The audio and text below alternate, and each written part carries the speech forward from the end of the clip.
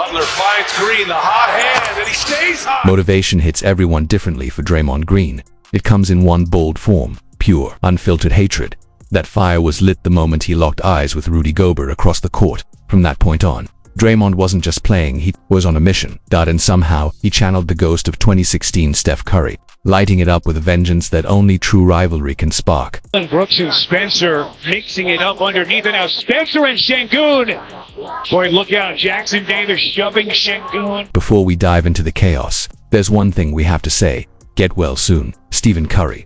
The Warriors pulled off an impressive win, but they did it with Steph sidelined for more than half the game. And if they have any hope of making a title run, they'll need their superstar healthy. Right now, all we can do is hope that hamstring tweak isn't something serious. But while the spotlight dimmed on Steph, someone else cranked up the intensity, and that someone was Draymond Green. Sure, the box score showed solid performances across the roster, but this win, it had Draymond's fingerprints all over it. From the jump, he wasn't just playing hard, he was locked in. The moment he spotted Rudy Gobert on the other side of the court, Draymond flipped a switch. Suddenly he wasn't just defending or distributing, he was lighting it up like a stretch four sharpshooter. He nailed 4 threes in 4 minutes, including a back-to-back barrage that came right after Steph exited. That stretch alone turned a modest lead into a 14-point cushion. And in a game where offense was scarce, those points were massive. And this wasn't just a heat check, this was surgical. Set a screen for Steph, pull Gobert out, then spot up and fire. If Rudy wasn't going to contest, Draymond was going to keep burying them like it was warm-ups. But the shooting wasn't the only story. Draymond was aggressive from the first play, taking Gobert off the dribble, using his body, floating it in, and his playmaking, vintage. Whether collapsing the defense at full speed or threading a pass to a cutting Kuminga, he was unlocking every angle.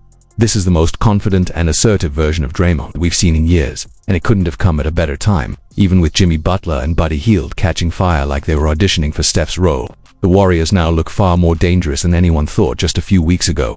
Over the last 2 games, Draymond's averaged 17 points, 7 rebounds, and 5.5 assists, and that's not even counting the elite defense. In Game 7, he locked it down. And in this one, he was everywhere, contesting shots, shutting down lanes, protecting the rim, and directing traffic like a floor general.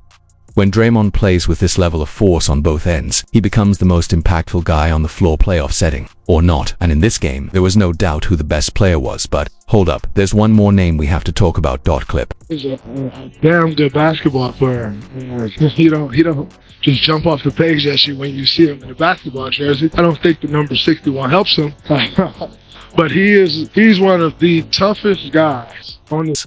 Draymond Green probably saw it coming, but what Spencer showed in that fiery stretch against the Rockets sealed it. Sure, things got chippy, but what mattered most was how he responded that so-called garbage time. It turned into a mini rescue mission. Spencer was the spark behind a late Warriors surge that nearly flipped the game, rattling the Rockets in the final minutes. If you can make an impact against a team's full starting 5, it's clear you belong, and honestly, I've been hoping to see Spencer get more minutes these past few games. This time, he got his shot and delivered in just 10 minutes. Pat Spencer made it feel like he was everywhere. He knocked down one of the wildest shots of the postseason, a full speed, running hook right into Julius Randle's chest. But beyond the highlight reel, it was his energy that stood out. He played with the kind of intensity that felt contagious. Right after checking in, he chased down Dante DiVincenzo, poked the ball free from behind, and set the tone. Then in transition, a smooth spin move and finish that showed he's not just hustle, he's got skill. Guys, Gary compared you to bickering brothers, and you're the little annoying brother, and you're the older brother. And what Gary is? I don't know, maybe he's the middle brother. The clumsy one. You're always doing dumb stuff ever. You literally wore the wrong shorts. The audacity. Miss.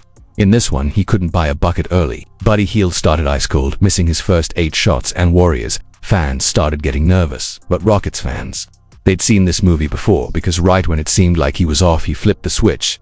7 of his last 11 shots went in, and suddenly Buddy was back, and then some. The Warriors, they treated him like he was Stephen Curry. No exaggeration. They ran plays for Buddy the way they run them for Steph because, frankly, they needed someone to be Steph in that second half. And Buddy answered the call. Check this play. Jimmy dishes it out. Buddy takes Nickel Alexander-Walker off the dribble, kicks it out to GP2, and then ... relocates. Sound familiar? That's straight out of the Curry playbook, and Buddy executed it flawlessly. But it wasn't just how he scored, it was when he did. Twice in the fourth quarter as the Timberwolves clawed their way back and sliced the lead into single digits, it was Buddy who stepped up to clutch threes. 2 momentum-shifting moments. When the Warriors needed a response, it wasn't Jimmy Butler they turned to, it was Buddy Hield. And now, expect that Buddy-Jimmy combo to be front and centered not just on the court, but everywhere. Because if you've been keeping up, you know what's coming next, the Buddy and Jimmy show. And after this game, figured you all would get a kick out of it too. And yes, don't worry, the Buddy and Jimmy show deserves its own spotlight. And that video is 100% on the way, it just has to happen. In the meantime, if you're enjoying breakdowns like this and want more, go ahead and subscribe and maybe drop a like if you're feeling generous. But most importantly, have a great day. Bye, peace.